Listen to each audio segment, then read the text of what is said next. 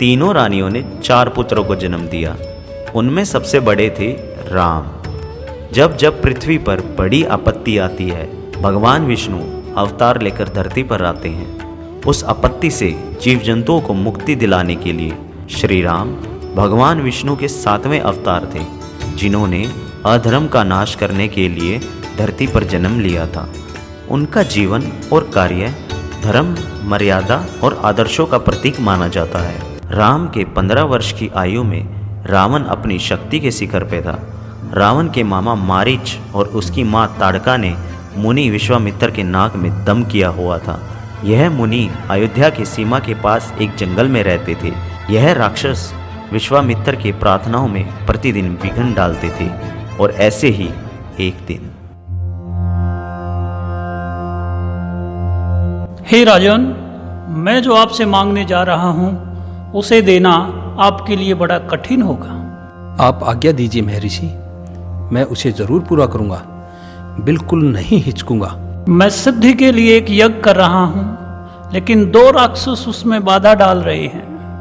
मैं जानता हूँ कि उन राक्षसों को केवल एक ही व्यक्ति मार सकता है, वह है श्री राम।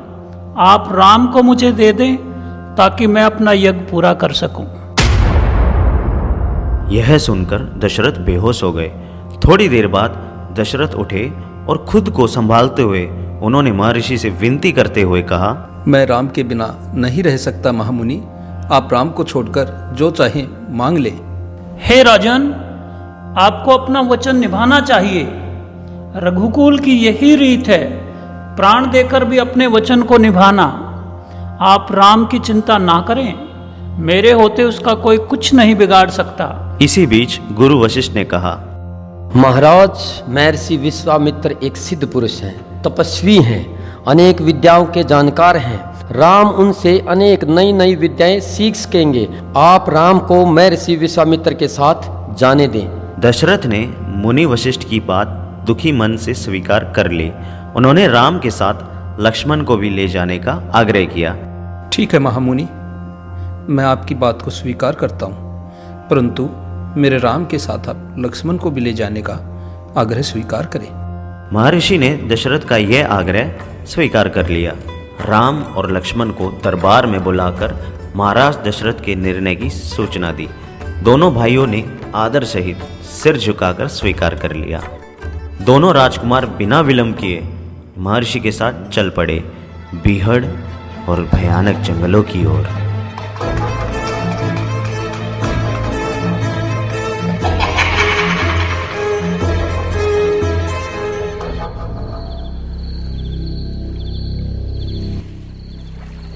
राम और लक्ष्मण नदी से मुंह हाथ धोकर लौटे और महर्षि के निकट आकर बैठे।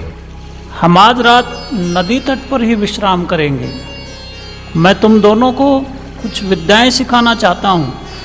इन्हें सीखने के बाद कोई तुम पर प्रहार भी नहीं कर सकेगा, उस समय भी नहीं जब तुम नींद में रहोगे। विश्वामित्र ने दोनों भाइयों को बला अति बला विद्या सिखाई। रात में वे लोग तिनकों और पत्तों का बिस्तर बनाकर वहीं सो गए।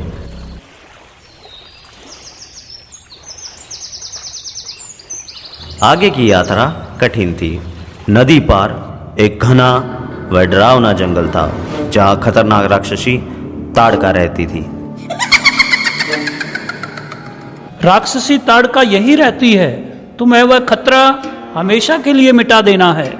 राम ने महर्षि की आज्ञा मान ली, धनुष पर प्रत्यंचा चढ़ाई और उसे खींचकर छोड़ा। टंकार सुनते ही क्रोध से बिलबिलाई ताड़का गरजती हुई राम की ओर दौड़ी। राम ने बाण चलाया जो ताड़का के हृदय में लगा।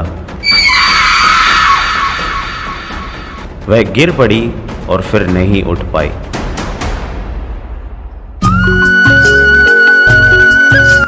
विश्वामित्र बहुत खुश हुए और उन्होंने राम को गले लगा लिया और दोनों राजकुमारों को 100 तरह के नए अस्त्र शस्त्र दिए। अगली सुबह तीनों लोग आश्रम पहुंच गए। विश्वामित्र यज्ञ की तैयारियों में लग गए। अनुष्ठान प्रारंभ हुआ।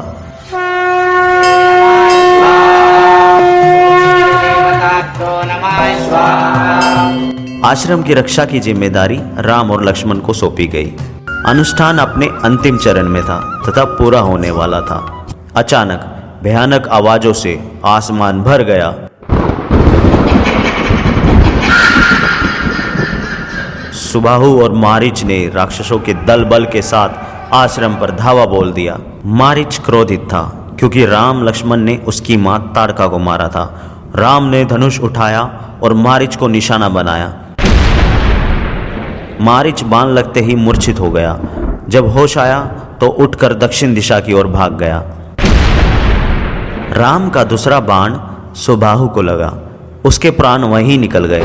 कुछ राम और लक्ष्मण के बाणों का शिकार हो गए और कुछ भाग गए। महर्षि विश्वामित्र का अनुष्ठान संपन्न हुआ। वह राम और लक्ष्मण से खुश थे। राम ने महर्षि को प्रणाम करते हुए पूछा, अब हमारे लिए क्या आज्ञा है मुनिवर? हम यहाँ से मिथिला जाएंगे, महाराज जनक के यहाँ। महाराज के पास एक अद्भुत शिव धनुष है। मैं चाहता हूँ कि तुम भी उसे देखो।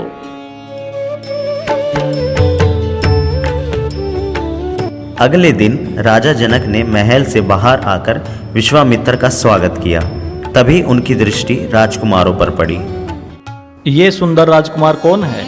मैं इनके आकर्षण से खिंचता जा रहा हूँ। ये राम और लक्ष्मण हैं, महाराज दशरथ के पुत्र।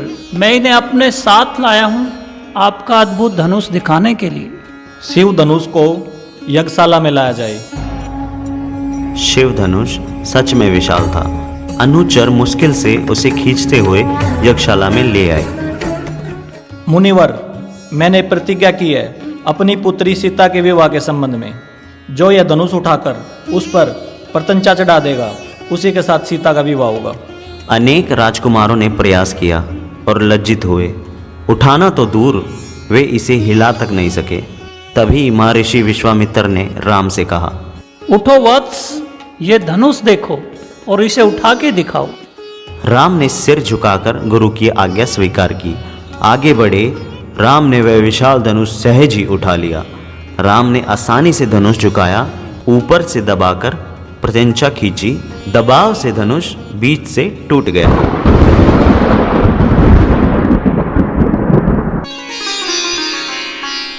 महाराज जनक की खुशी का ठिकाना ना था। उन्हें सीता के लिए योग्य वर मिल गया था। उन्होंने विवाह की खबर अयोध्या भेजी। संदेश मिलते ही अयोध्या में भी खुशी छा गई। विवाह से ठीक पहले जनक ने महाराज दशरथ से कहा, हे राजन, राम ने मेरी प्रतिज्ञा पूरी कर बड़ी बेटी सीता को अपना लिया। मेरी इच्छा है कि छोटी पुत्री उर्मिला का विवाह लक्ष्मण से हो जाए। मेरे छोटे भाई कुशध्वज की भी 2 पुत्रियां हैं, मांडवी और श्रुतकीर्ति। कृपया उन्हें भरत और शत्रुघ्न के लिए स्वीकार करें। और इस तरह चारों राजकुमारों का विवाह संपन्न हुआ।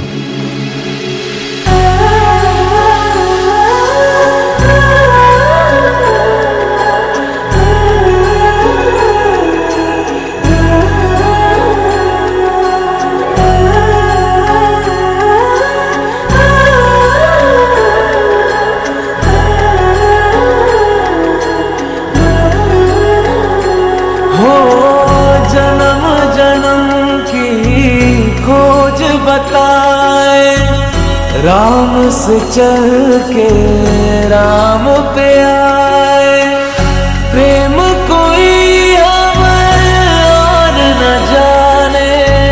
राम से रूठे राम से माने, राम सिया की करुण कहानी।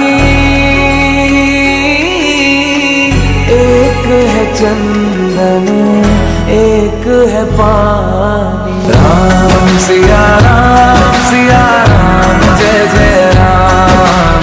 राम सिया राम जय जय राम। राम सिया राम जय जय राम। राम सिया राम जय जय राम।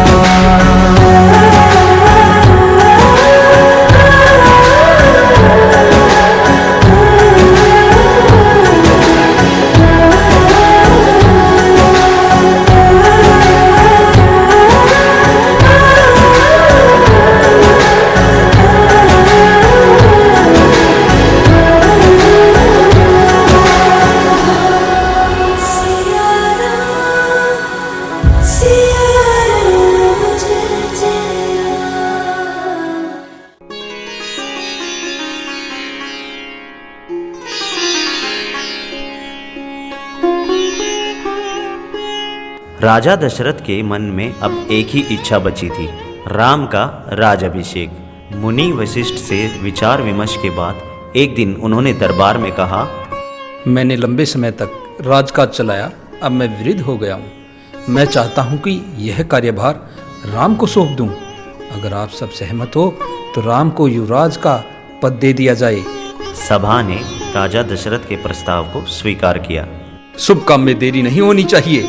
मेरी इच्छा है कि राम का राज्य अभिषेक कल सुबह कर दिया जाए। यह खबर पलक झपकते ही पूरे नगर में फैल गई। राजा दशरथ ने राम से चर्चा की। जनता ने तुम्हें अपना राजा चुना है। तुम राजधर्म का पालन करना, कुल की मर्यादा की रक्षा करना अब तुम्हारे हाथ में है। राम के राज अभिषेक होने की खबर जब रानी केकई की दासी मंथरा ने सुनी तो वह जल भुन गई। यह उसे षड्यंत्र लगा केकई के विरुद्ध। क्रोध से आग बबूला मंथरा रानीवास की ओर भागी, सीधा केकई के कक्ष में। उसने रानी केकई को सोते हुए देखा। अरे मेरी मूर्ख रानी, उठ, तेरे ऊपर भयानक विपदा आने वाली है। यह सोने का समय नहीं है, होश में आओ। बात क्या है? तुम इतना घबराई क्यों हो? सब कुशल तो है? तुम्हारे सुखों का अंत होने वाला है। महाराज दशरथ ने कल राम का राज्याभिषेक करने का निर्णय लिया है। अब राम युवराज होंगे। यह तो बहुत शुभ समाचार है। मैं बहुत खुश हूँ। राम युवराज पद के लिए हर तरह से योग्य हैं। रानी, तुम्हारी बुद्धि फिर गई है। सवाल राम की योग्यता का नहीं है, राजा दशरथ के षड्यंत्र का है। तुम्हारा अधिकार छीनने का है। कल सुबह राज्याभिषेक है। भरत को जानबूझकर ननिहाल भेजा गया है और उसे समारोह में बुलाया तक नहीं। राम के प्रति मेरा अगाध स्नेह है। वह मुझे माँ के समान मानते हैं। यह षड्यंत्र नहीं है। राम के बाद भरत ही राजा बनेंगे।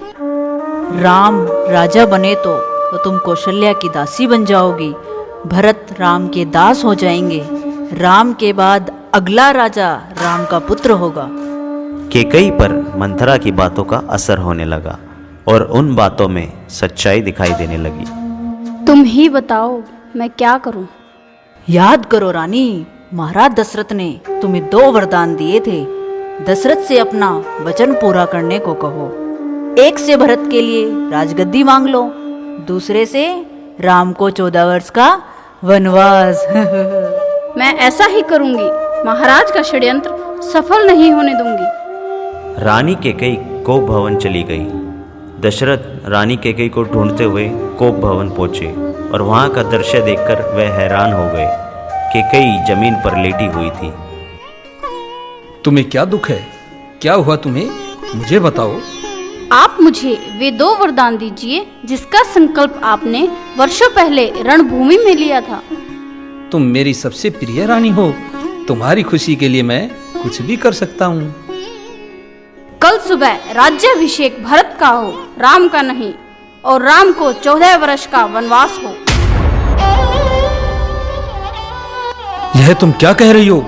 मुझे विश्वास नहीं हो रहा। तुम कुछ और मांग लो, परंतु ऐसा मत करो। यह मैं नहीं कर पाऊंगा।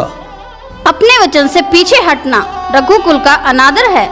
आप वरदान नहीं देंगे तो मैं विष पीकर आत्महत्या कर लूंगी। राजा दशरथ यह सुन नहीं सके और बेहोश हो गए।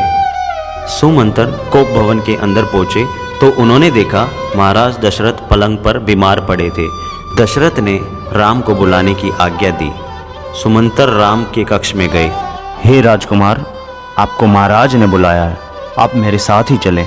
कुछ ही पल में राम वहां पहुंच गए लक्ष्मण के साथ। महल में पहुंचकर राम ने पिता व माता केकई को प्रणाम करते हुए कहा, पिताजी, क्या मुझसे कोई अपराध हुआ है? कोई कुछ बोलता क्यों नहीं? आप ही बताइए माते। महाराज दशरथ ने मुझे एक बार 2 वरदान दिए थे। मैंने कल रात वही दोनों वर मांगे जिससे वे पीछे हट रहे हैं, और यह रघुकुल की नीति के विरुद्ध है। मैं चाहती हूँ कि राज्याभिषेक भरत का हो और तुम 14 वर्ष वन में रहो। महाराज यही बात तुमसे नहीं कर पा रहे थे। पिता का वचन अवश्य पूरा होगा। भरत को राजगद्दी दी जाए और मैं आज ही वन को चला जाऊंगा।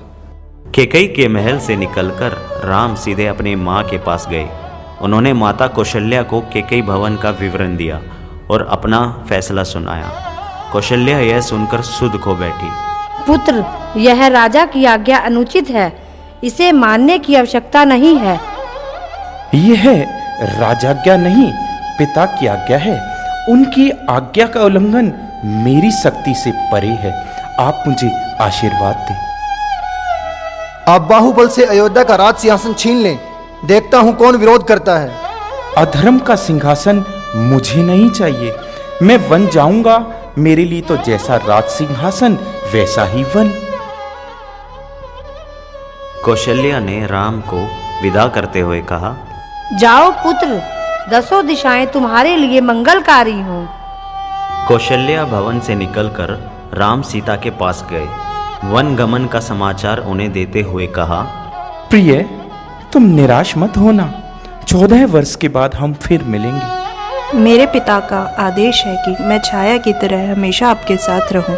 मैं भी आपके साथ वन गमन के लिए चलूंगी। सीते, वन का जीवन बहुत कठिन है। न रहने का ठीक स्थान, न भोजन का ठिकाना।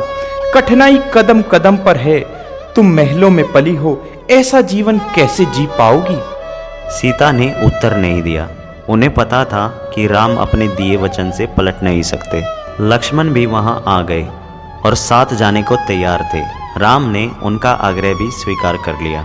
राम, सीता और लक्ष्मण वन जाने से पहले पिता और माताओं का आशीर्वाद लेने गए।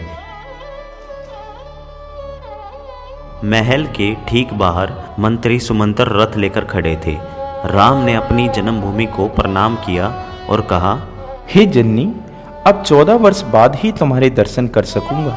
यह कहकर राम, सीता और लक्ष्मण रथ पर बैठ गए और 14 वर्ष के वनवास के लिए चल दिए।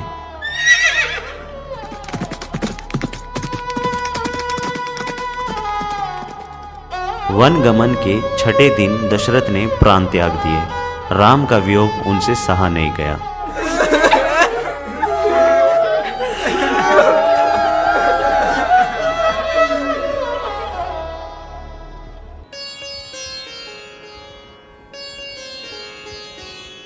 दूसरे दिन महर्षि वशिष्ठ ने मंत्री परिषद से चर्चा की। सबकी राय थी कि राजगद्दी खाली नहीं रहनी चाहिए। तय हुआ कि भरत को तत्काल अयोध्या बुलाया जाए। घुड़सवार दूत रवाना किए गए। भरत संदेश मिलते ही अयोध्या पहुंच गए। नगर पहुंचते ही भरत सीधे राजभवन गए, महाराज दशरथ के कक्ष की ओर। महाराज वहां नहीं थे। फिर वे माता कैकेयी के महल की ओर बढ़े। हे माते, पिताजी कहाँ हैं? पुत्र, तुम्हारे पिता चले गए हैं वहाँ जहाँ एक दिन हम सबको जाना है। उनका निधन हो गया। भरत यह सुनते ही शोक में डूब गए। वे तुरंत राम के पास जाना चाहते थे। महाराज ने उन्हें वनवास दे दिया है 14 वर्ष के लिए।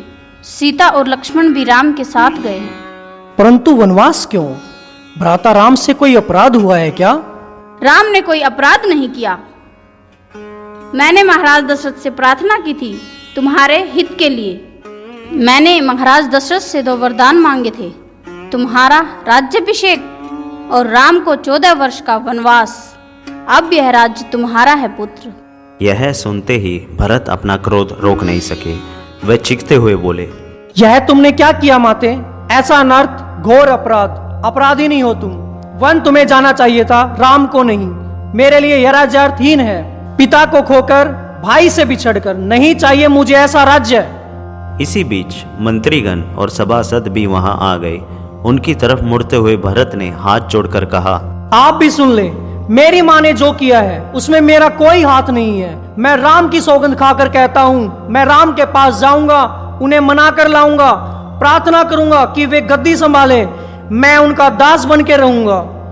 सुध बुध के साथ भरत रानी कौशल्या के महल की ओर चल पड़े।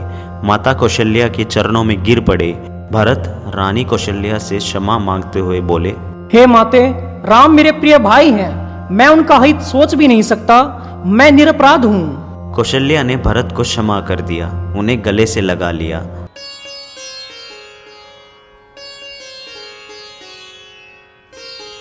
मुनि वशिष्ठ अयोध्या का राज सिंहासन खाली नहीं देखना चाहते थे।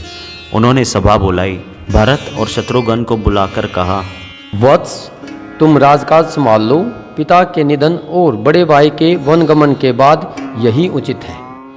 हे मुनिवर, यह राज्य राम का है, वही इसके अधिकारी हैं। मैं यह पाप नहीं कर सकता। हम सब वन जाएंगे और राम को वापस लाएंगे। वन जाने के लिए सभी तैयार थे। अगली सुबह भरत सभी मंत्रियों और सभासदों के साथ वन के लिए चले।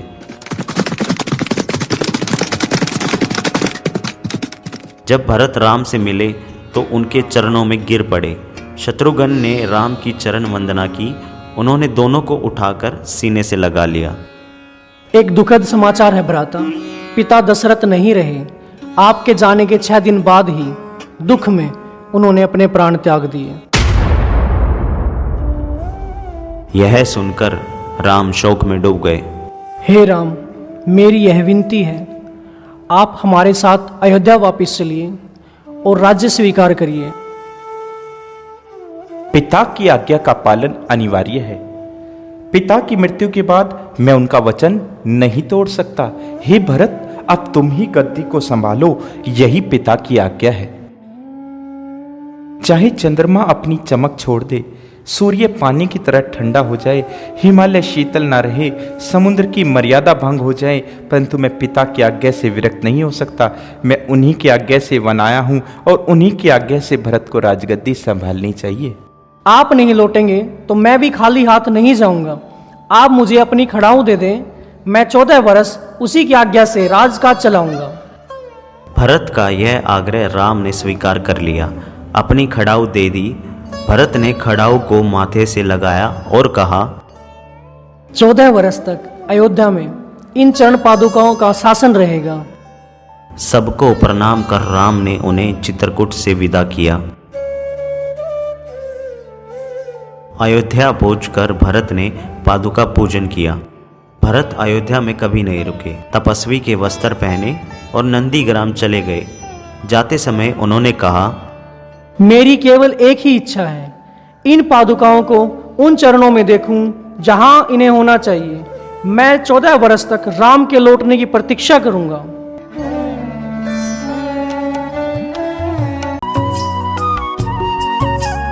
एक दिन राम, लक्ष्मण और सीता कुटी के बाहर बैठे हुए थे। तभी लंका के राजा रावण की बहन सूर्पनखा वहां आई। राम को देखकर वह उन पर मोहित हो गई। उसने माया से सुंदर स्त्री का रूप धारण किया और राम के पास गई। हे रूपराज, मैं तुम्हें नहीं जानती, पर तुमसे विवाह करना चाहती हूँ। तुम मुझे अपनी पत्नी स्वीकार करोगे? यह मेरी पत्नी सीता है, मेरा विवाह हो चुका है। राम के मना करने के बाद वह लक्ष्मण के पास गई। मेरे पास आने से तुम्हें कुछ नहीं मिलेगा।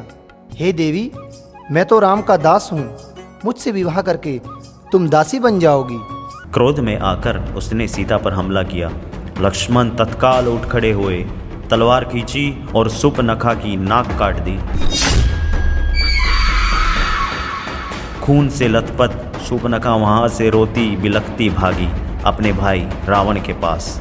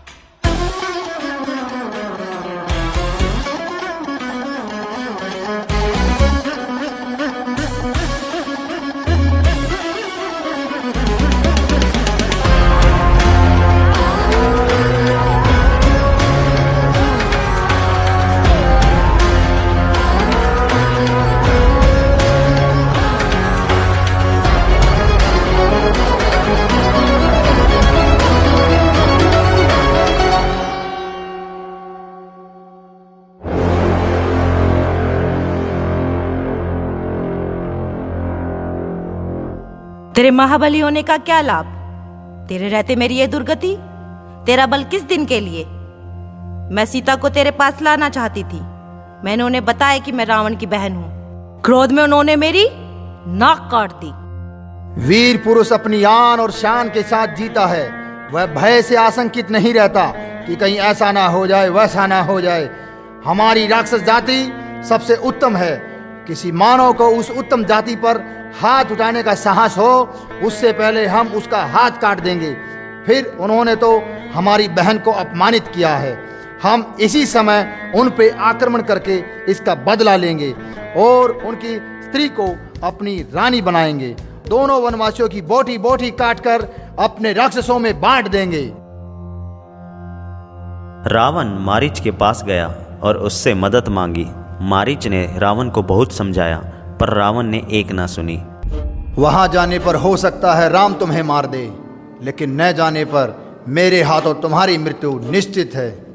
विवश होकर मारीच को रावण की बात माननी पड़ी। रथ पर बैठकर रावण और मारीच पंचवटी पहुंचे। कूटी के निकट आकर मायावी मारीच ने सोने के हिरण का रूप धारण कर लिया। कूटी के आसपास घूमने लगा। रावण एक पेड़ के पीछे छिपा था। उसने तपस्वी का वेश धारण कर लिया था।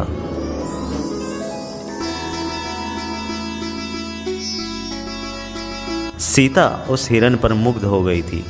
उन्होंने राम से उसे पकड़ने को कहा। सीता की प्रसन्नता के लिए राम हिरण के पीछे चले गए।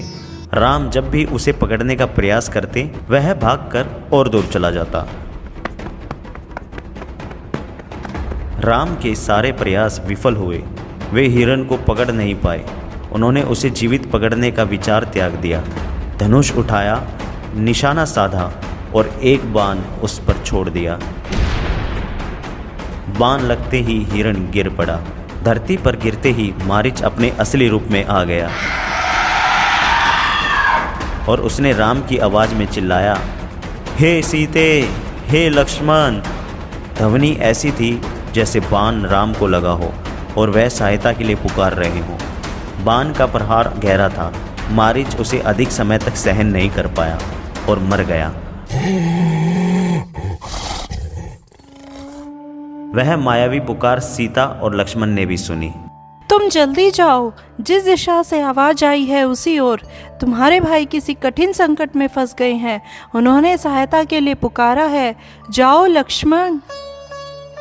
आप चिंता न करें माते, राम संकट में नहीं है। हमने जो आवाज सुनी वह बनावटी है। तुम्हारा मन पवित्र नहीं है। तुम कर्तव्य विमुख हो रहे हो। तुम अपने भाई की सहायता के लिए क्यों नहीं जा रहे? हे देवी, ये राक्षसों का छल है। वह कुछ भी कर सकते हैं। मुझ पर विश्वास करें, राम को कुछ नहीं होगा। राम से बिछुड़कर मैं नहीं रह सकती। मैं अपने प्राण दे दूंगी। हे लक्ष्मण, तुम्हें उनको वापस लेकर आना ही होगा। लक्ष्मण राम के लिए राम की आज्ञा का उल्लंघन कर रहे थे। लक्ष्मण ने जाने से पहले कुटिया के चारों तरफ लक्ष्मण रेखा लगा दी। उन्होंने सीता को प्रणाम किया और राम की खोज में निकल पड़े।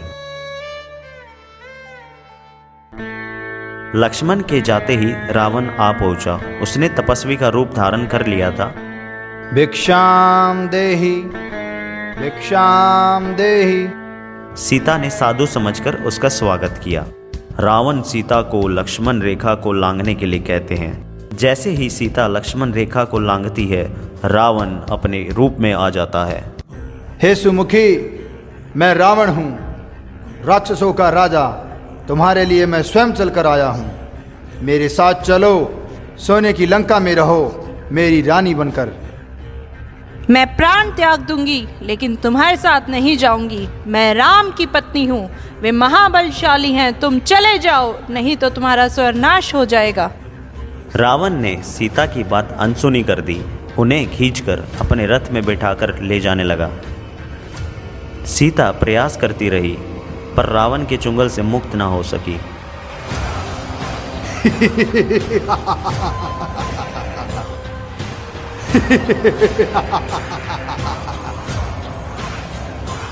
वह बार बार पुकार रही थी, हे राम, हे लक्ष्मण, हे राम, हे लक्ष्मण। गिद्धराज जटायु ने सीता का विलाप सुना। उसने ऊंची उड़ान भरी और रावण के रथ पर हमला कर दिया। क्रोध में रावण ने जटायु के पंख काट दिए। वह सीधा धरती पर आ गिरा। सीता ने अपने आभूषण उतारकर उसे फेंकना आरंभ कर दिया। आभूषण वानरों ने उठा लिए।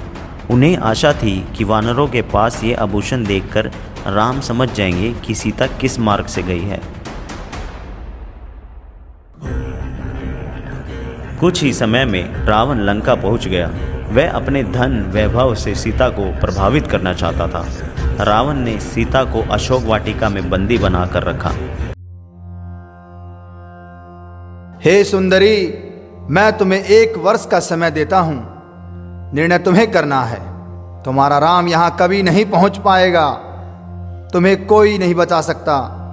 मुझे स्वीकार करो और लंका में सुख से रहो। पापी रावण, राम तुझे अपनी दृष्टि से जलाकर राख कर सकते हैं। मैं उस राम की पत्नी हूँ जिसके तेज और पराक्रम के आगे कोई नहीं ठहर सकता। तूने पाप किया है। राम के हाथों तेरा अंत निश्चित है। राम की इतनी प्रशंसा सुनकर रावण कुछ चिंतित होकर वहां से चला गया।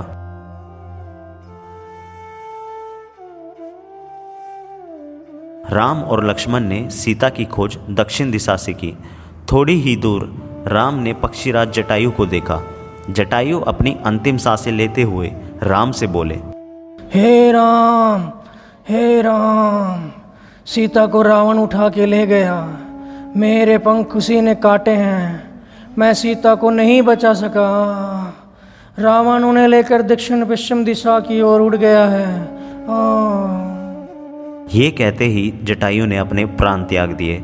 राम ने आगे बढ़ने से पहले जटायु की अंतिम क्रिया की और उन्हें अंतिम बार प्रणाम कर आगे बढ़े। दोनों राजकुमार पंपा सरोवर पहुँचे।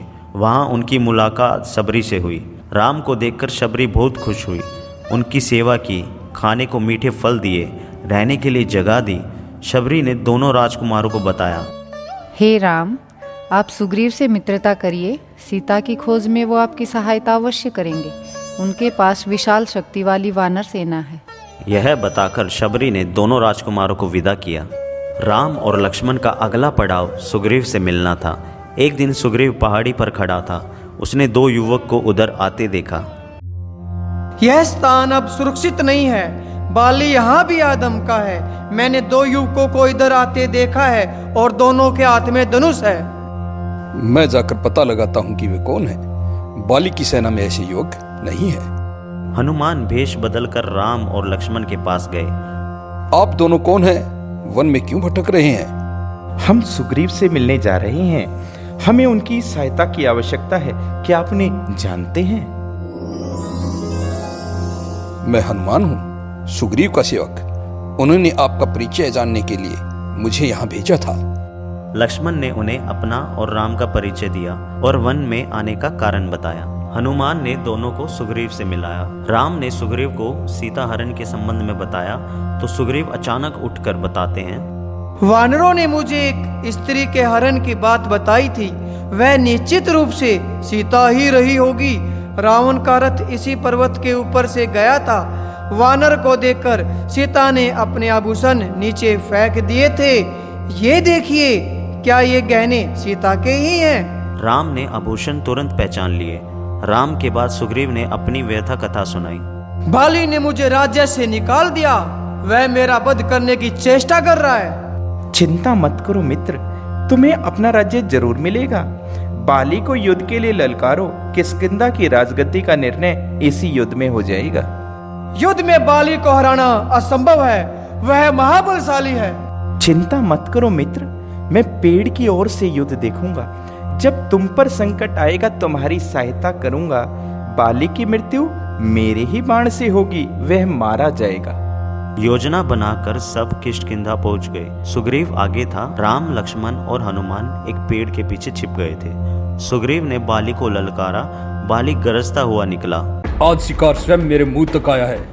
मैं तुझे नहीं छोड़ूंगा। दोनों के बीच भीषण युद्ध हुआ। राम का बाण बाली की छाती में लगा।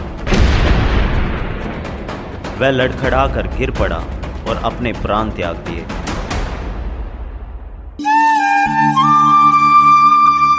बाली के मरने के बाद सुग्रीव को राजगद्दी मिली। राम की सलाह पर बाली के पुत्र अंगद को युवराज का पद दिया गया।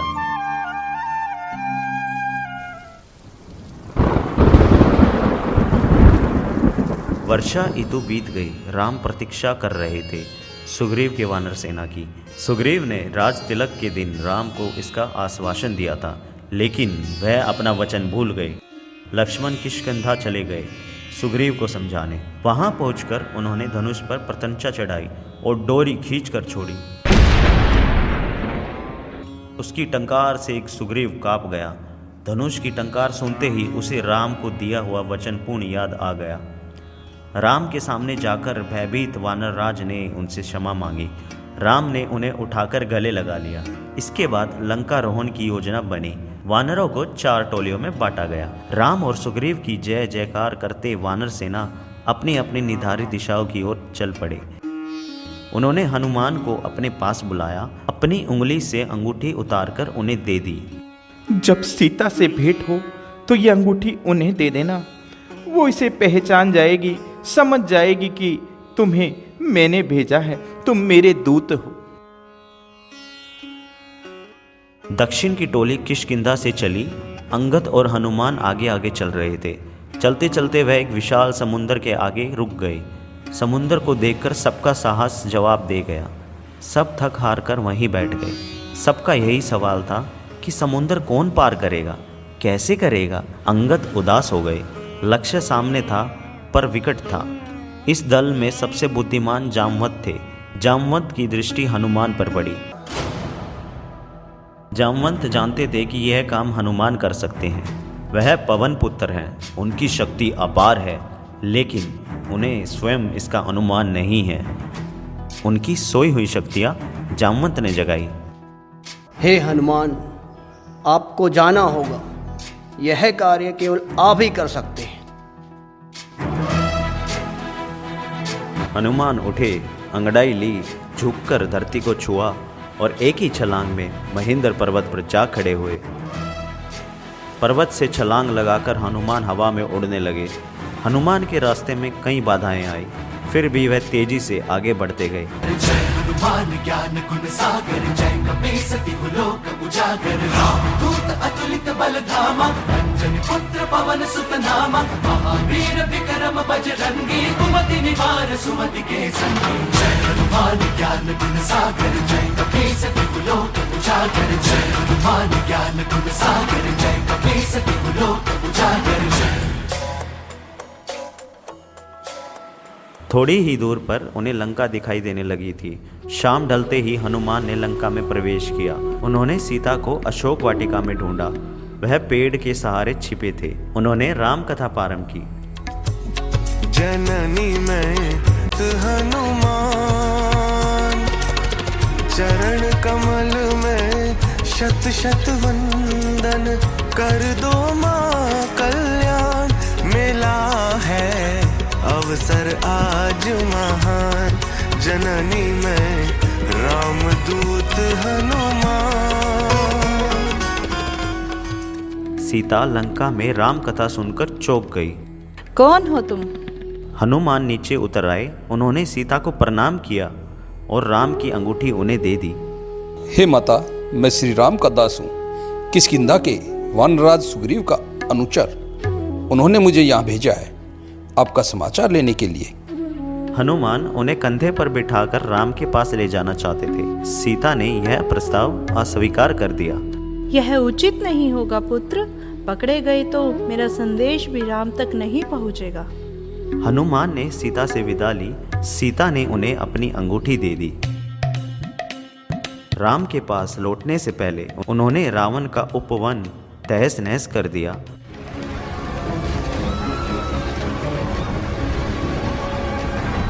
और विरोध करने वाले सभी राक्षसों को मार डाला। राक्षस भागते हुए राजमहल गए और रावण को इसकी सूचना दी। रावण क्रोधित हो गया। उन्होंने अपने बेटे मेघनाद को भेजा। मेघनाद ने हनुमान से भीषण युद्ध किया।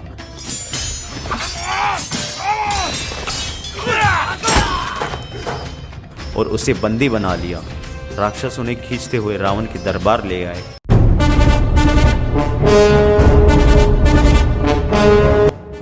कौन हो तुम? किसने तुम्हें यहाँ भेजा है? मैं श्री राम का दास हूँ। मेरा नाम हनुमान है। आप श्री राम की पत्नी सीता को हर लाए हैं। मैं उन्हीं की खोज में आया था। उनसे मैं मिल चुका हूँ। बस आपके दर्शन करना चाहता था, इसलिए उत्पात करना पड़ा। क्रोध में रावण हनुमान को मारने उठे, तभी उनके छोटे भाई विभीषण ने उसे रोक लिया। आप नीतिवान हैं राजन। नीति के अनुसार दूत का वध अनुचित है। आप इसे कोई दूसरा दंड दे। रावण ने हनुमान की पूंछ में आग लगा देने की आज्ञा दी। हनुमान ने राक्षसों के चुंगल से छूटकर पूरी लंका में आग लगा दी।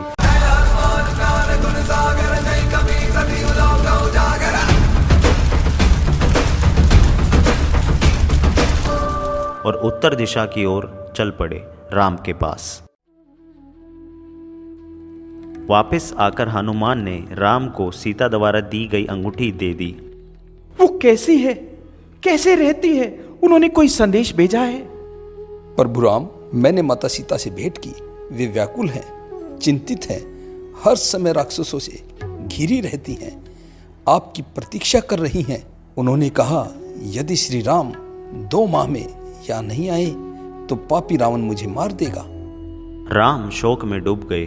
भावुक होकर उन्होंने हनुमान को गले से लगा लिया। सुग्रीव ने युद्ध की तैयारी शुरू कर दी।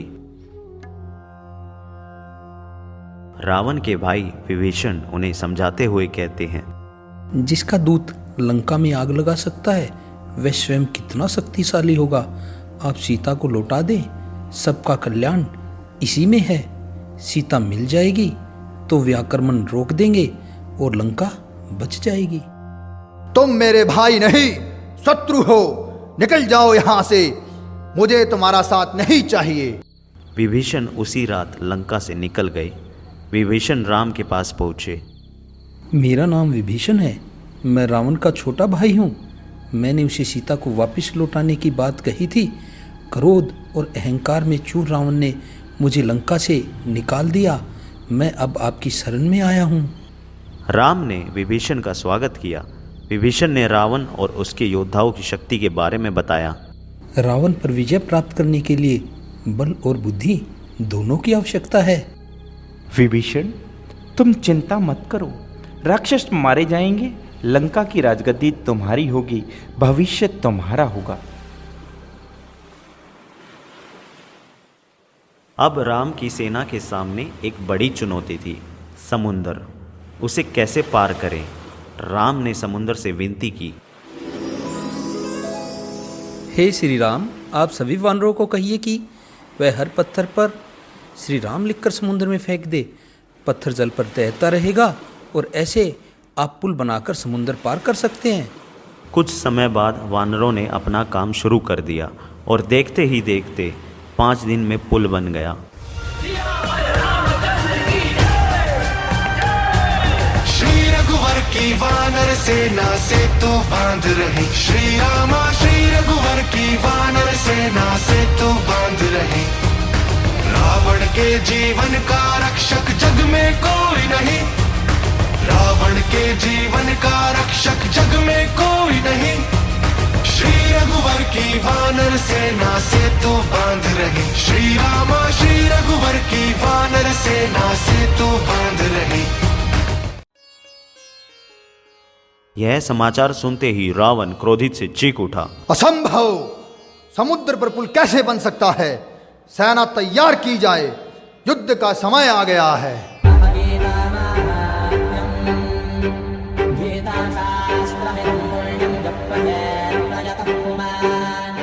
दोनों सेनाओं के बीच भयानक युद्ध हुआ। हर ओर दहला देने वाला शोर, हाथियों की चिंगाड़, घोड़ों और रथों की सरसराहट। युद्ध के दौरान रावण के पुत्र मेघनाथ ने अपने बाणों से राम और लक्ष्मण दोनों को मूर्छित कर दिया था। विभीषण ने दोनों का उपचार किया और उनकी मूर्छा टूटी। जब रावण को राम की शक्ति का अनुमान हुआ तो उसने कुंभकर्ण को जगाया। कुंभकर्ण ने हनुमान और अंगद को घायल कर दिया। फिर राम और लक्ष्मण ने बाणों की वर्षा कर उसे मार दिया। मेघनाथ ने कई प्रमुख वानरों को घायल किया और लक्ष्मण के साथ उनका भीषण युद्ध हुआ और मारा गया। अपने पुत्र की मृत्यु से रावण एकदम टूट गया। रावण के पास अब कोई विकल्प नहीं था। अकेला बचा रावण युद्ध के लिए निकला। रावण को देख राम ने कहा, रावण, काल तुझे मेरे सामने ले आया है। आज अन्याय पर न्याय की जीत होगी, तेरा अंत निश्चित है। ओ वन वन भटकते मानव, तुम उस रावण को मारने का स्वप्न देख रहे हो जिस रावण ने दिग दिगांतर में लंका का डंका बजा दिया। मैंने ग्रह नक्षत्रों को अपने वश में करके और देवताओं को भी अपना दास बना लिया। मृत्यु को सदैव अपने पैरों के तले रखने वाले रावण को मारना बस तुम्हारा भ्रम है। राम और रावण का युद्ध भयानक था। हवा थम गई थी। सूरज बादलों के पीछे छिप गया था। शस्त्रों की गति से कपा देने वाली ध्वनियां निकल रही थी। युद्ध लंबे समय तक चला और अंत तक रावण हिम्मत हारने लगा। राम का एक बाण उसके पार निकल गया। रावण के हाथ से धनुष छूट गया और वह पृथ्वी पर गिर कर मर गया। और इस तरह लंका विजय अभियान पूरा हुआ।